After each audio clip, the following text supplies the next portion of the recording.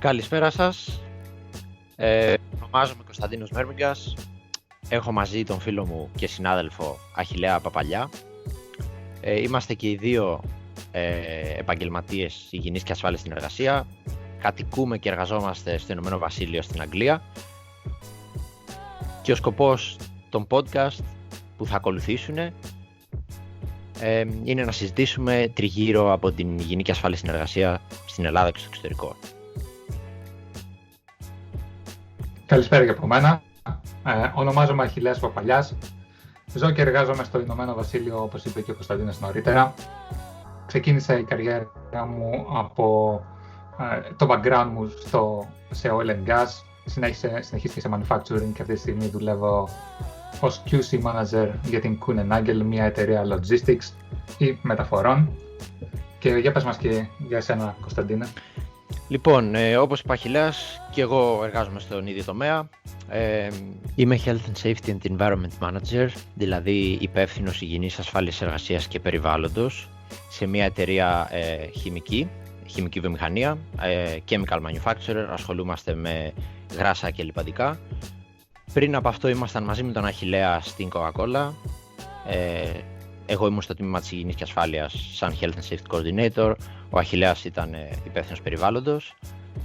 Και πριν από αυτό προσωπικά το δικό μου background ήταν στο manufacturing πάλι, αλλά στο telecoms manufacturing στην Ελλάδα.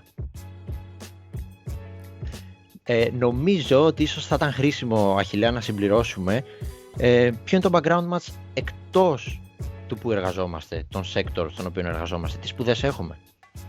Γιατί μπορεί να είναι κάτι που να ενδιαφέρει τον κόσμο να μάθει, πώς καταλήξαμε εδώ.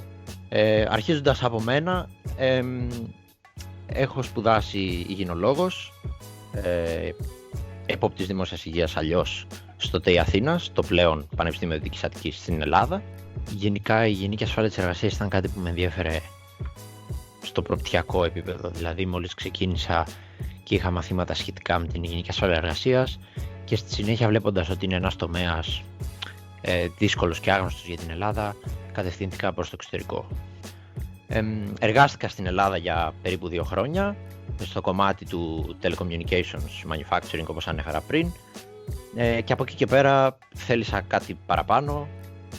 Συνέχισα με ένα μεταπτυχιακό στην Αγγλία, στο Πανεπιστήμιο του Loughborough, στο Occupational Health and Safety Management, και στη συνέχεια προχώρησα σε εργασιακό επίπεδο πλέον να κοιτάξω κάτι στην Αγγλία, όπου και συνάντησα τον Αχιλλέα εκτός του LinkedIn πλέον, γιατί γνωριζόμασταν ήδη μέσω του LinkedIn, αλλά η ζωή μας έφερε στο ίδιο εργασιακό περιβάλλον στην Αγγλία. Και για μένα να πω ότι έχω σπουδάσει μηχανικός περιβάλλοντος στο Πολυτεχνείο Ξάνθης. Στη συνέχεια, και εγώ ψάχνοντας και κάνοντας μια αναζήτηση για το πού μπορώ να εργαστώ και βλέποντας την κατάσταση στην Ελλάδα, θέλησα να μεταπηδήσω στην υγιεινή και ασφάλεια, να κάνω μια εξειδίκευση, και βλέποντας ότι η Αγγλία ιστορικά κατήχε τα ηνία και τα κατέχει ακόμα σε παγκόσμιο επίπεδο σε αυτόν τον τομέα, έκανα ένα μάστερ στην υγιεινή και ασφάλεια της εργασίας και στο περιβαλλοντικό management στο University of South Wales στην Ουαλία, όπως λέει και ο τίτλος. Από εκεί και πέρα ξεκίνησα να εργάζομαι στην ThyssenKrupp Industrial Solutions Oil and Gas. Είναι μια εταιρεία oil and gas στο Cardiff, όπου εργάζεται εκεί στον ίδιο τομέα της υγιεινής και ασφάλειας και του περιβαλλοντικού management στην Ουαλία. Συνέχισα και εγώ στην Coca-Cola, που αρχικά ασχολήθηκα με τα συστήματα management και στη συνέχεια ως υπεύθυνος περιβάλλοντος του εργοστασίου, όπου και γνώρισα και τον Κωνσταντίνο, όπως είπε προηγουμένως. Και αυτή τη στιγμή εργάζομαι σε μια εταιρεία logistics παγκόσμιου μεγέθους, η Kuehne Nagel. Ήμουν τυχερός διότι όλες οι εταιρείες που εργάστηκα ήταν corporates, πολύ μεγάλα ονόματα, και πήρα πολύ μεγάλη εμπειρία και γρήγορα εξελίχθηκα, όπως και ο Κωνσταντίνος σίγουρα, ότι είναι κάτι που και οι δύο μας αρέσει πάρα πολύ και αγαπάμε, και η αγάπη αυτή για τον τομέα μας οδήγησε και στο να κάνουμε αυτό το podcast και να μοιραστούμε μαζί σας τις γνώσεις μας, τις εμπειρίες μας, και φυσικά να ακούσουμε και τις δικές σας γνώσεις, εμπειρίες, background, και να πάρουμε απόψεις αλλά και σίγουρα γνώση. Ο λόγος που ξεκινήσαμε και θέλουμε να κάνουμε αυτό το podcast είναι διότι έχουμε δει ότι υπάρχει κάποιο κενό, έλλειψη στην ενημέρωση, στην υγιεινή και ασφάλεια της εργασίας στην Ελλάδα κατά το πλείστον. Κοιτούμε νέα με ατυχήματα τα οποία δεν υπάρχει τόσο πολύ έκθεση στα ΜΜΕ στην Ελλάδα. Δεν υπάρχει ανάλυση, δεν υπάρχουν στατιστικά.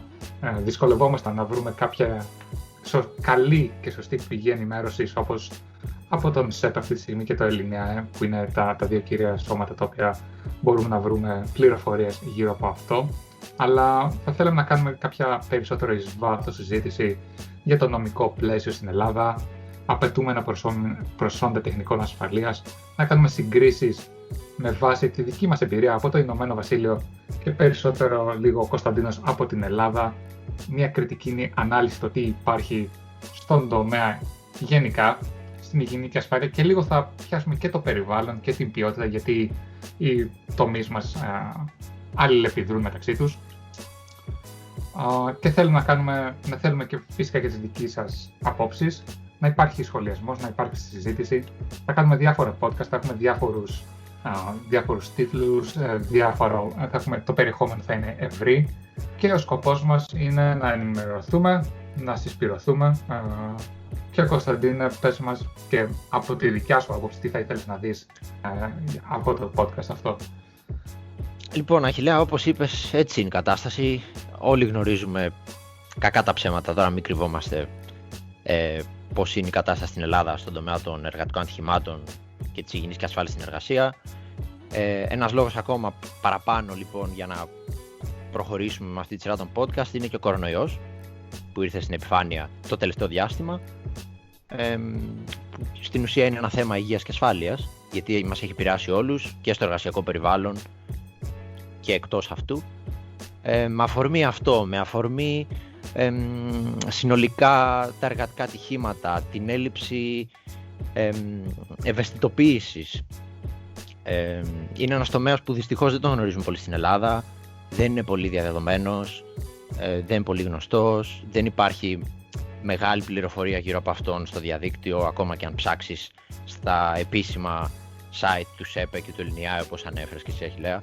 Νομίζω για όλα αυτά ακριβώς θελήσαμε να πάρουμε αυτή την πρωτοβουλία, να ξεκινήσουμε μια σειρά από podcast, θα συζητήσουμε τη θεματολογία που ανέφερες προηγουμένως, προσπαθήσουμε να σχολιάσουμε, να κάνουμε μια ανάλυση, μια επικοδομητική συζήτηση του τι συμβαίνει στο εξωτερικό με βάση τη δικιά μας εμπειρία και τι πιστεύουμε ότι συμβαίνει στην Ελλάδα, τι μπορεί να πηγαίνει στραβά, για ποιους λόγους, πώς μπορεί να βελτιωθεί, και αργότερα να δεχτούμε και τις δικές ερωτήσεις και σχόλια μέσω του LinkedIn, γιατί θα δώσουμε τα προφίλ μας και οι δύο, να μπορέσουμε να έρθουμε σε επικοινωνία.